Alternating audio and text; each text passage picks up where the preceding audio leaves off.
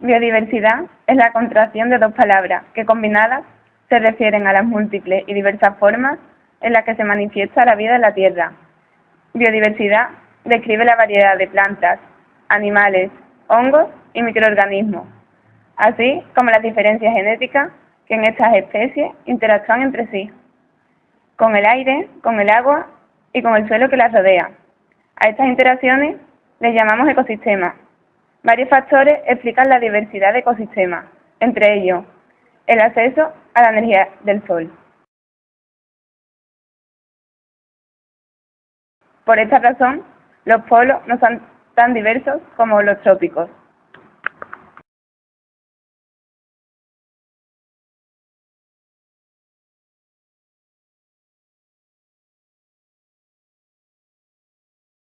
En la naturaleza encontramos principalmente dos grupos de seres vivos, los productores y los consumidores. Estos últimos pueden ser primarios, secundarios o terciarios, según el orden de alimentación, y herbívoros, carnívoros u omnívoros, según de lo que se alimenten. Los productores son las plantas, árboles, arbustos, que se encargan de producir su propio alimento. Los animales herbívoros se alimentan de plantas o de sus frutos. Los animales carnívoros se alimentan de carne de otros animales. Por su parte, los omnívoros comen tanto plantas como frutos como animales.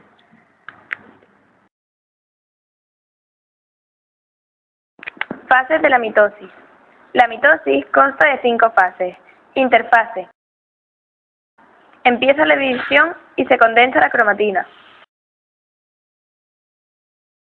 Profase. Los cromosomas más visibles se desplazan al centro de la célula.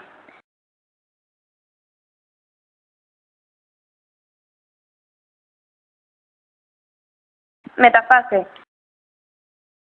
El centrómero desaparece y cada parte del cromosoma emigra a un polo de la célula diferente. Anafase. Las cromátidas se colocan en un lugar determinado antes de separarse. Telofase. La célula termina su división por estrangulamiento o por fragmoplasto.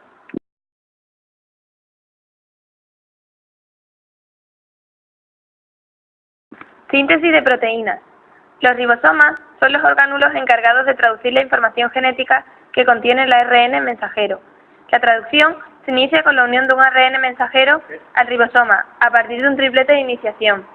El ribosoma abarca 2 codones del ARN mensajero, que pasan a ser ocupados por 2 moléculas de ARN de transferencia, con sus respectivos aminoácidos. Una enzima del ribosoma cataliza la formación de un enlace entre los aminoácidos, de modo que a medida que éste avanza, se van añadiendo aminoácidos a la cadena peptídica. La secuencia se repite tantas veces como tripletes forman el ARN mensajero, hasta la aparición del triplete de terminación.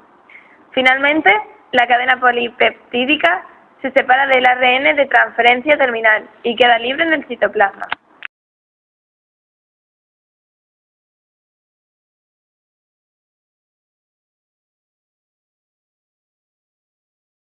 Las mutaciones son cambios en el material genético. Se producen por errores en la replicación del ADN o en la repartición de cromosomas en la división celular. Las mutaciones que aparecen en las células somáticas no se transmiten en generaciones futuras. En cambio, las que se producen en células germinales pueden ser hereditarias. Tienen gran importancia biológica, a ser una de las causas de la variabilidad que ha hecho posible la evolución. Las mutaciones pueden ser espontáneas. Aparecen en la naturaleza de forma aleatoria o inducida, que son producidas artificialmente mediante radiaciones y ciertos productos químicos.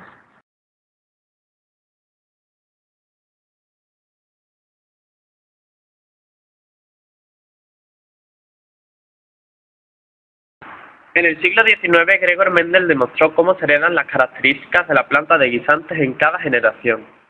Mendel llevó a cabo sus experimentos eligiendo plantas de guisante con un carácter diferente. Cruzó una variedad de plantas con flores moradas con otras con flores blancas. Como resultado de este cruce obtendría únicamente plantas con flores moradas. Repitió el experimento con otras plantas de guisantes, observando otras características como el color de las semillas, pero el resultado fue el mismo. Toda la descendencia presentaba semillas amarillas. Al cruzar entre sí las plantas obtenidas en la primera generación, a las que podríamos llamar hijas, Mendel consiguió una segunda generación donde observó una proporción de 3 flores moradas y una planta con flores blancas, a las que podríamos llamar nietas. Al carácter que aparecía con más frecuencia le llamó dominante, y al que aparecía de vez en cuando, recesivo. En el caso de las plantas de guisante, las flores de color morado son dominantes, en comparación de las de color blanco, que son las recesivas.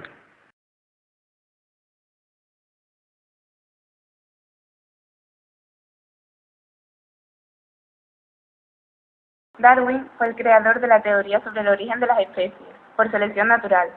La selección natural es el proceso por el cual los efectos ambientales conducen a un grado variable de éxito productivo entre la población de un grupo de organismos con características o rasgos diferentes y heredables.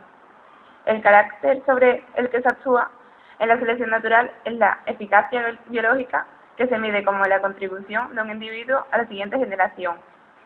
La selección natural solo actúa en ambientes comunes. No se puede medir la selección sobre los individuos que viven en ambientes diferentes. Esto es así porque la selección proporciona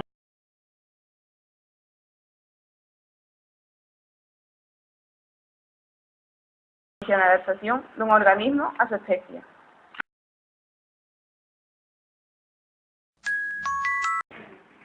En la visión lamarckiana, las variaciones se iniciaban debido a la influencia del ambiente y tenían únicamente sentido adaptativo. Para él, las variaciones no eran independientes de la evolución y, por tanto, no era aleatoria.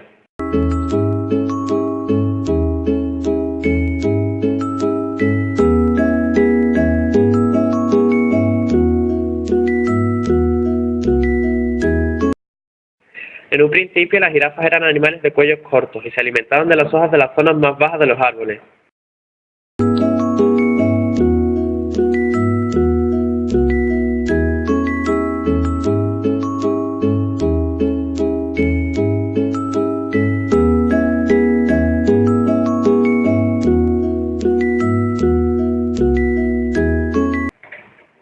A medida que se iban agotando las partes más bajas, sintieron la necesidad de alcanzar las hojas de las partes más altas, para lo cual tenían que estirar su cuello. Lamarck proponía que los órganos más utilizados se desarrollen más que los que no se usan. A esto se le conoce como la ley del uso y desuso.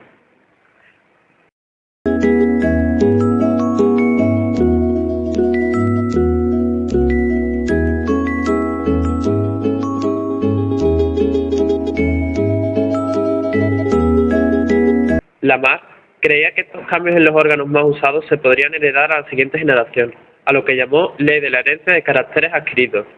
Así, según él, a medida que pasaban las generaciones, las jirafas tenían el cuello más y más largos.